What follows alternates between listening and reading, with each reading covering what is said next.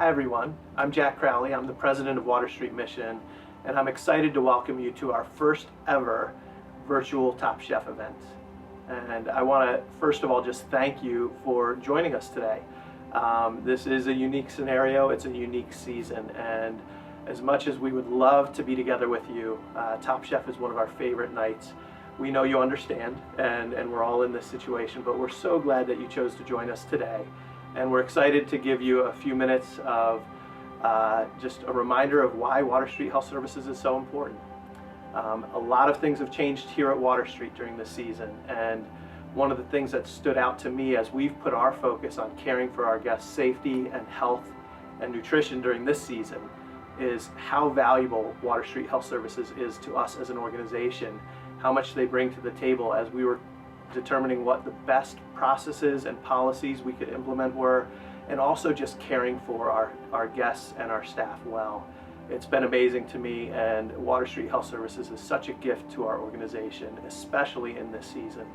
And so we thank you for joining us for this event, which is focused on health services and the value it brings not only to our guests but to our community as well.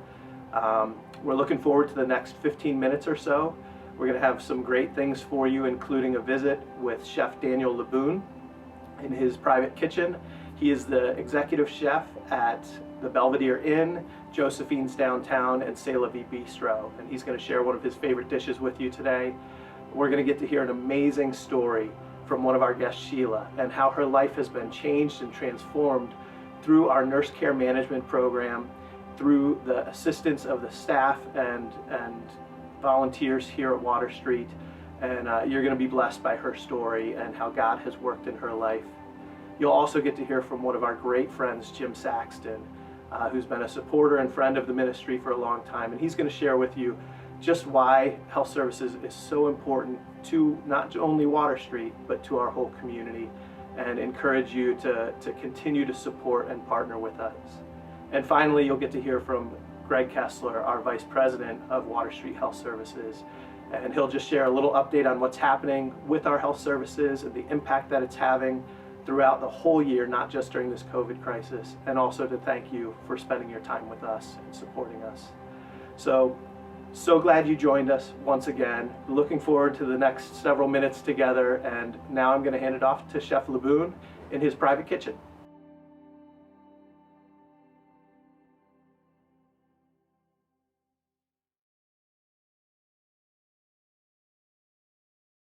Daniel Laboon here, executive chef at the Belvedere Inn, Josephine's and C'est La Vie.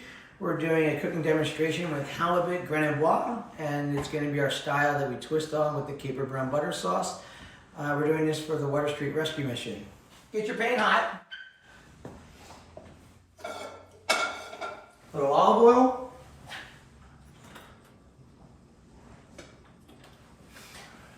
Basically what you're doing is you're just trying to get a sear on the actual halibut or your fish.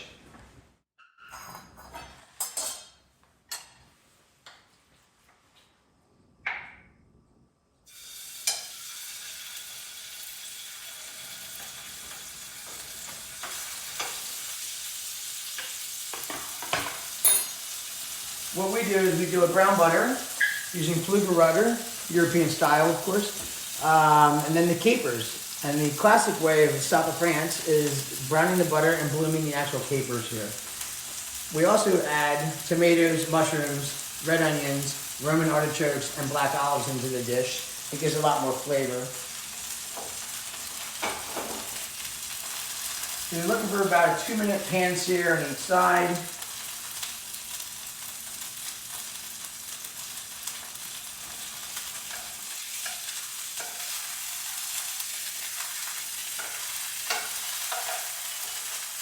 And once you flip the actual halibut over, that's when you add your butter. The most important part is the second side of the fish is going to be cooking as the butter is actually going to be browning.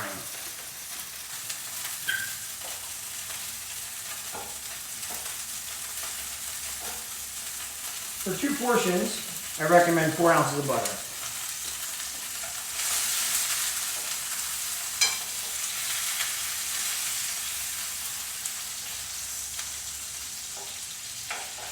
Get a beautiful color on the fish.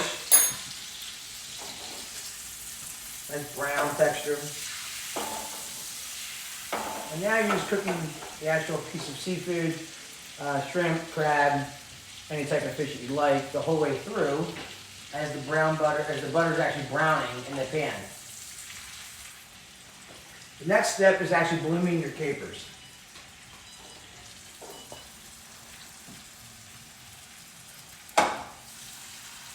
Once you start to see the butter brown, is actually when you start putting it in. I recommend 2 teaspoons.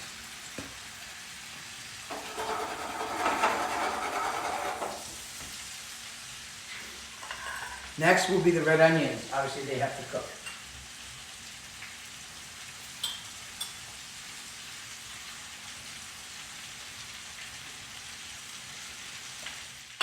At this point you throw the fresh thyme in for aromatics. You start to hear it crackling. That's the capers and the thyme opening up.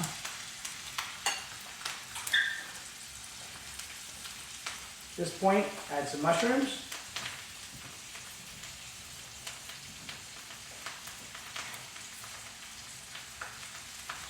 You're doing everything in stages. The most important thing is getting the onions and the capers sauteed and opened up. Blistering the tomatoes.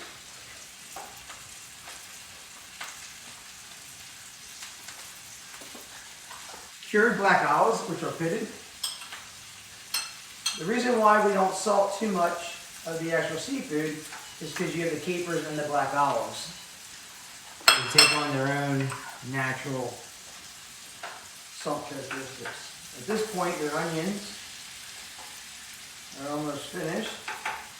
Throw your artichokes in. They are Roman artichokes because they have the stems. And I do not use fresh for this. I have a canned artichoke we use, which is fine.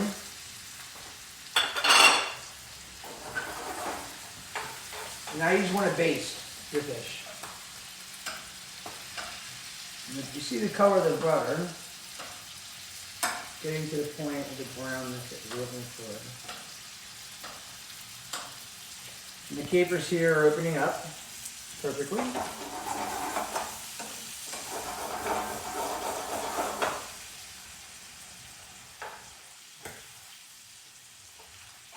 I'm going to use the back of the spoon to touch the texture of the fish.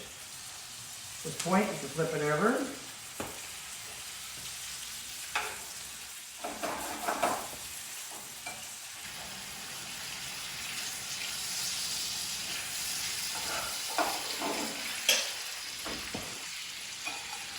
Come over and plate. We blanched our carrots ahead of time. We did a beurre monté. And you actually plate the fish. A beautiful artichoke. Beautiful onions. Mushrooms. A few tomatoes and olives.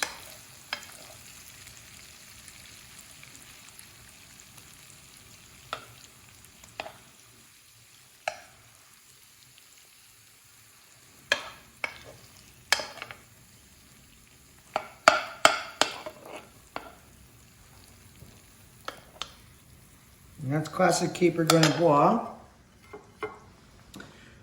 with artichokes, red onions, tomatoes added to it. And it's a beautiful, wonderful dish. Very healthy. We don't have to use a grain or any potato for it. You have everything that you need. Enjoy.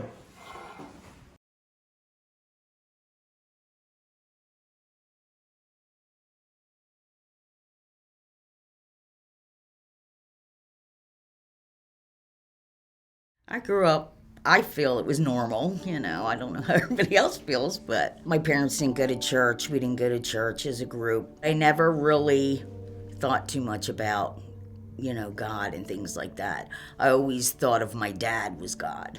I did end up going to the Art Institute of Philadelphia. I got pretty much to the last quarter and ran out of money. That was my dream. But it didn't turn out that way. Then I got involved, and I had a girlfriend that she said she did this up in New York, and it was an ad for community services. They had group homes for mentally retarded people. And I thought, well, this sounds like a pretty good job. This could almost be like a career. and it was, hard on your body. I found out because I ended up injuring my back. Little did I know that was going to affect me the rest of my life. I started taking pain medication, and I took it for a lot of years. Certainly in the last 4 to 5 years, the scariest thing in the community medically has been the opiate addiction.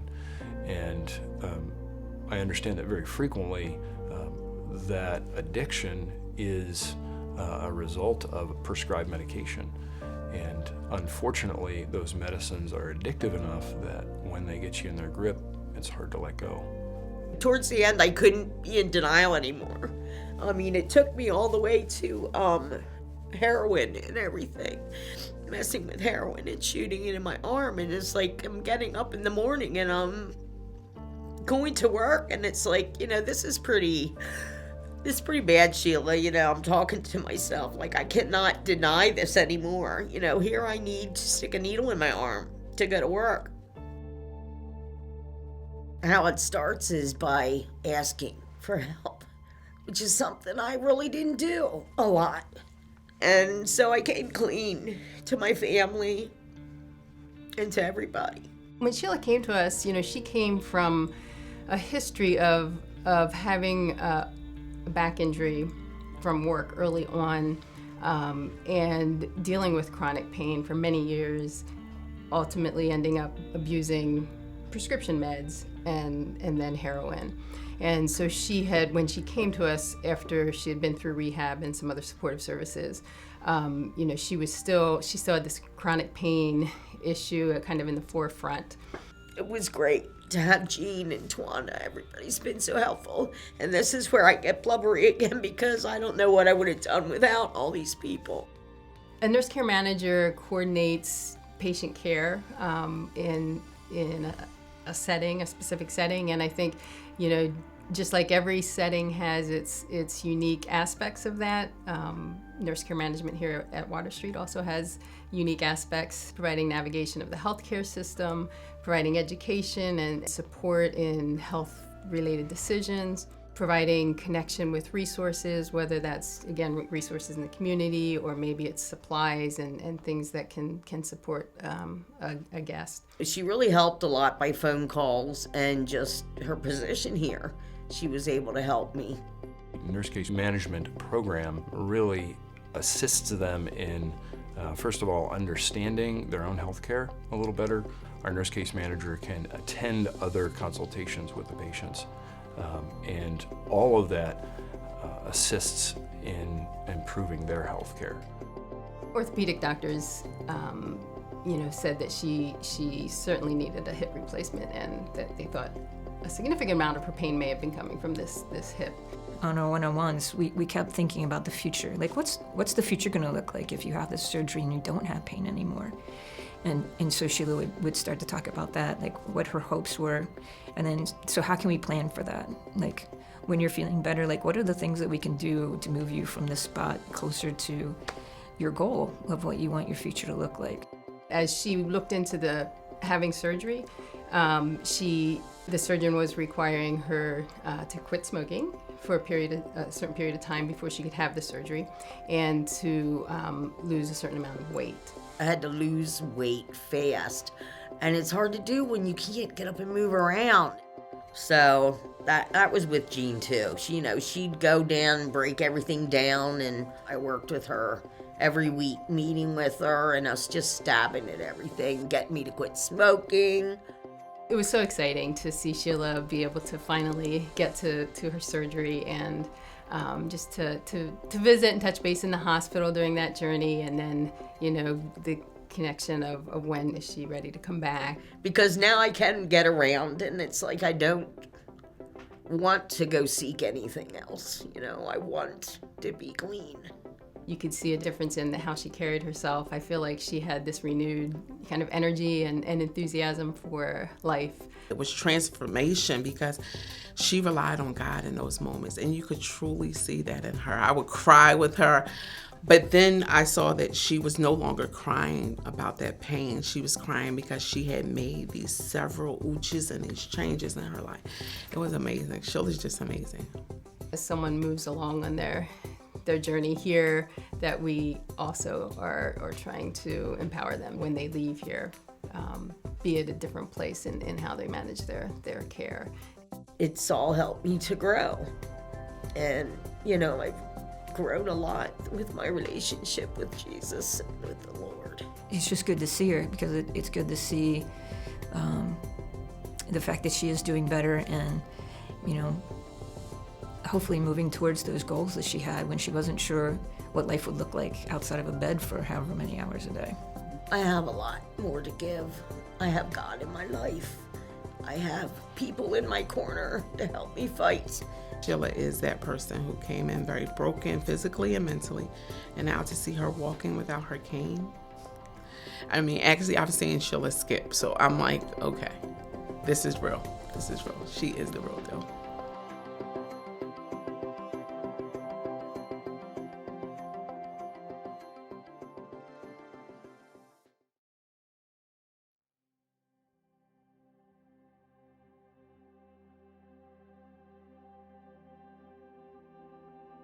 Hello, my name's Jim Saxton.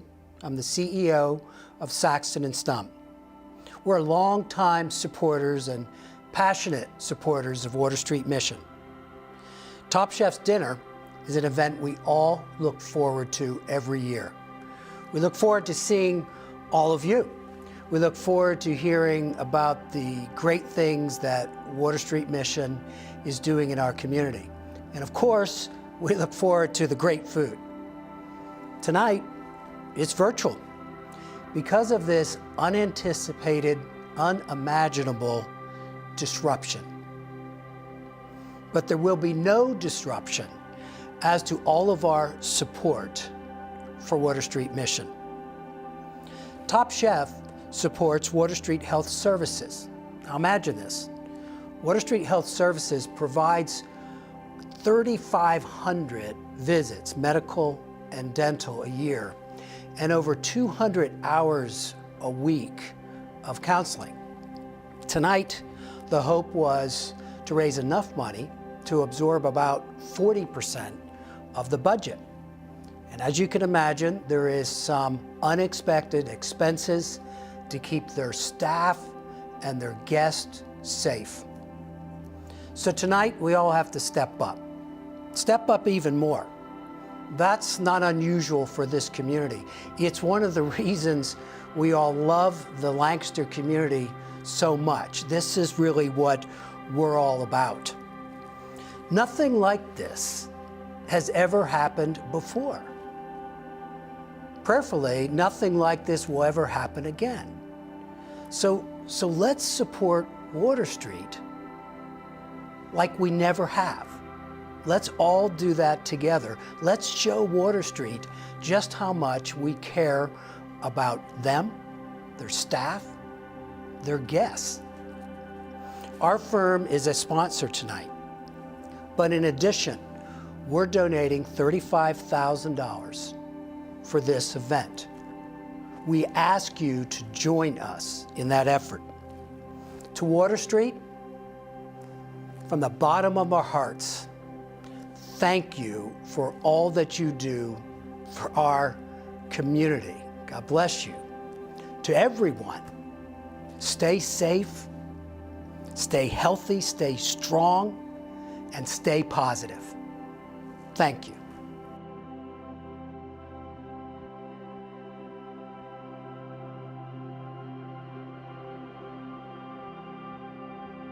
Hi, my name is Greg Kessler, and I'm the Vice President of Health Services, Training and Education here at Water Street Mission. On behalf of my team, I would like to thank you for your ongoing support of Top Chef and Health Services. It's through our clinic and programs like nursing care management that guests like Sheila are able to receive the individualized health care that they need in a place of dignity and respect. Your gifts allow our staff and volunteers to treat patients in a relational manner through engagement and love. As a result, the care given to our patients keep them engaged in their healthcare goals and improves overall outcomes. So I want to thank you for being a part of this relational process for guests like Sheila. I want to thank you for being with us today, and again, thank you for your support of health services.